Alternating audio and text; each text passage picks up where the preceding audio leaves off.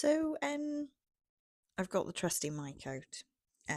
That's because I wanted to do a video today about something kind of cool. Threw my mic away then. Um, it's funny because I'm sitting here looking at my hair. It's the first thing I'm looking at, and I'm just thinking it doesn't look like I washed my hair yesterday, but I did wash my hair yesterday. So I don't know what's going on. I think I'm gonna have to get some more blonde in the top because it always looks so dark at the top. Anyway, um, moving on. What I wanted to talk about today was how um how I've done a kind of 360 on labels, um, and a story that kind of represents why um I believe labels are good um for us um when we're autistic, and um when we've got anything really, it's always really useful to have a label. So during psychology we did talk a lot about how we might be pathologizing things, over pathologizing um situations and just everyday life, and there is an argument to be said for that.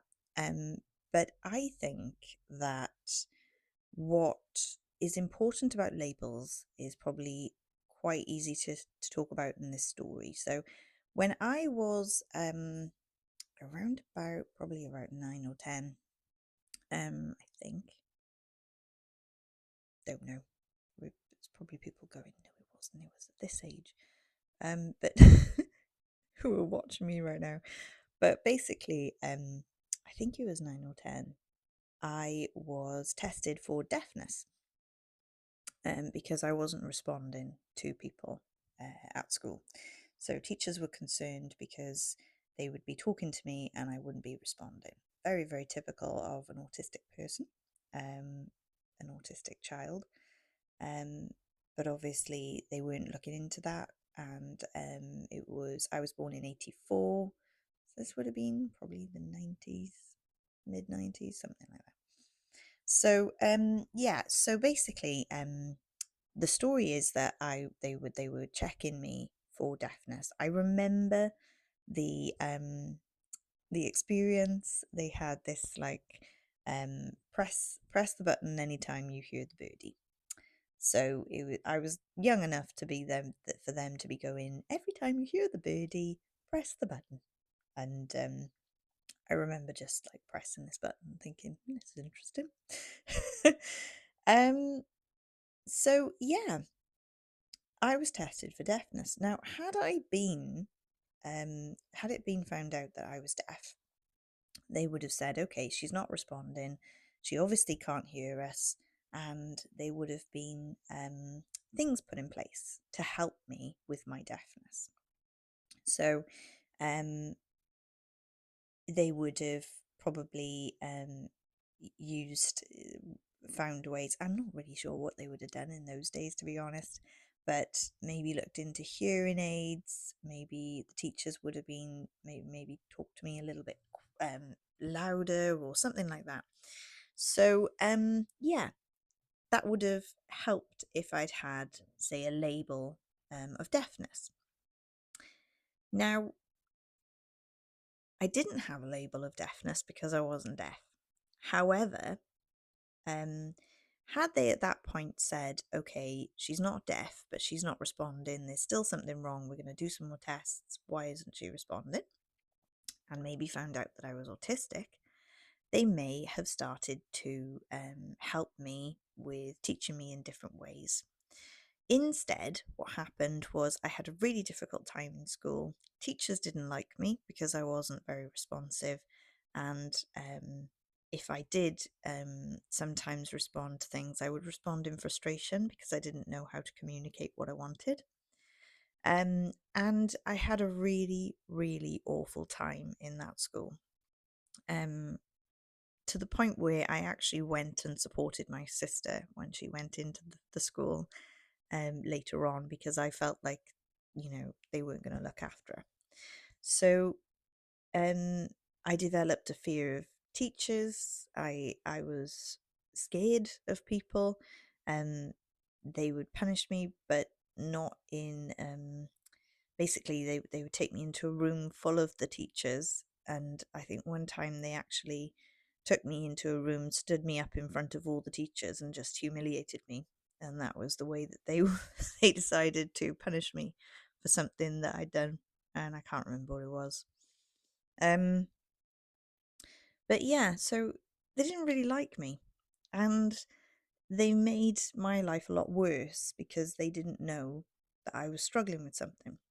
So if I'd have had the label of deafness at the time, I probably would have had a lot of things put in place to help me out, and they would have been probably more compassionate with me, probably more understanding.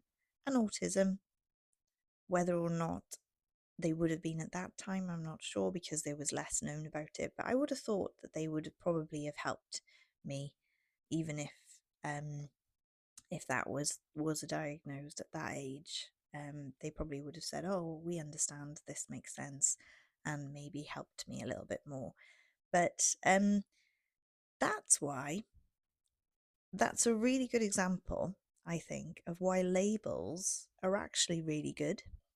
Um, we're not trying to get labels so that we've got excuses for things. We're not trying to get labels to, you know, I don't really know why people think people are trying to get diagnosed for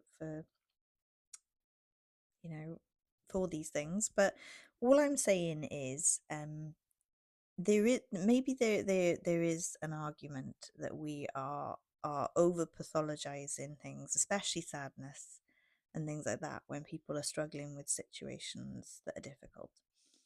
But I also think that having a label when things are different, when you do need support, when you do need certain things to help you get through life, is actually a really good thing. And this is something that I thought about in the past, is we find it easy to kind of understand it when we talk about someone who's deaf or someone who needs a wheelchair.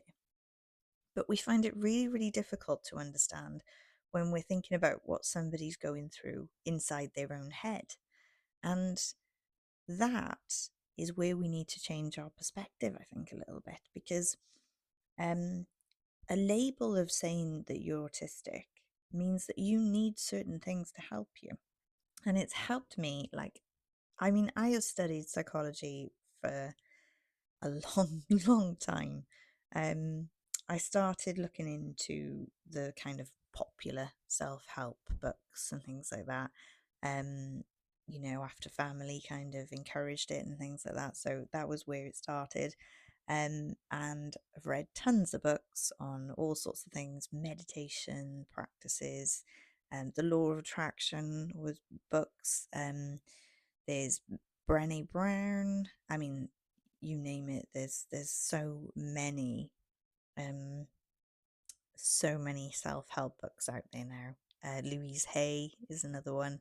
And then I actually went and studied psychology. So I was like, okay, what do psychologists think? And amazingly, they all kind of line up in their own little ways. But yeah, I think that really what I found about labels is, because I was really against labels when I was growing up, I guess. I was like, oh no, it's just going to be, people are going to think worse of me, all those kind of things.